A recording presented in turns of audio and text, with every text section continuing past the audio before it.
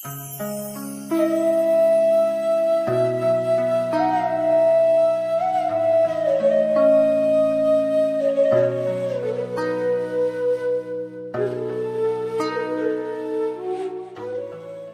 ibn Husayn radhiyallohu anhu mening bavosir kasalim bor edi.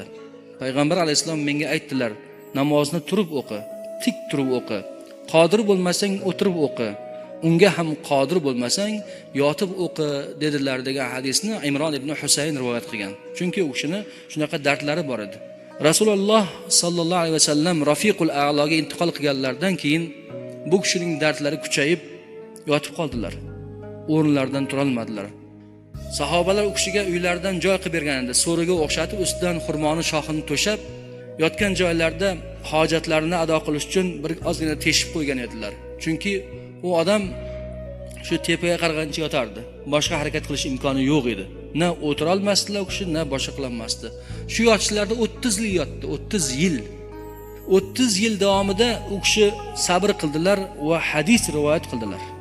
30 yil davomida u kishidan hadis o'rgangan odamlar huzuriga kelardi. 30 yil tepaga qarab yotardilar faqat. Orqalari botib ketmasin deb bir oz bu yoqqa ag'darib qo'yishardi u kishini. 30 yil sabr qildilar. Nolimadilar, noshukrchilik qilmadilar. Bir kuni huzurlariga ziyoratga kelishdi aka-ukalar. Ukasi, shogirdlarning ukasi yig'lay boshladi.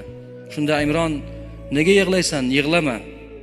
Alloh menga mahbub ko'rgan narsa o'zining taqdirimda, men uchun ham mahbub" dedilar. Shuni Alloh taolo taqdirimga rozi bo'lib ko'rdimi? Shu men uchun shu narsaga men roziman. Men uchun mahbub bu narsa dedilar. Va yana beri kel dedilar. Quloqiga bir gap aytdilar. Men senga bir gap aytaman. Men dunyodan o'tkincha bu gapni hech kimga aytmaysan.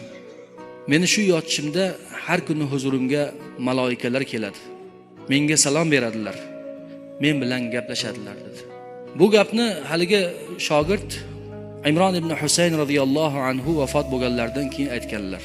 Imronning 30 yil dardga sabr qilganlariga Alloh taolo u kishini darajasini ko'tardi. Har kuni huzurlariga maloikalarni yubordi. Maloikalar u kishiga salom beradigan bo'ldi. Maloikalar bilan gaplashadigan bo'ldilar. Payg'ambarlardan boshqa insoniyat orasidan birgina Imron ibn Husayn radhiyallohu anhuning nomlari zikr qilinganda farishtalarning salomi bo'ladi. Mana hozir biz aytdik bu narsani, bir necha marta Imronning ismlarini farishtalardan salom ketyapti u kishining haqlariga.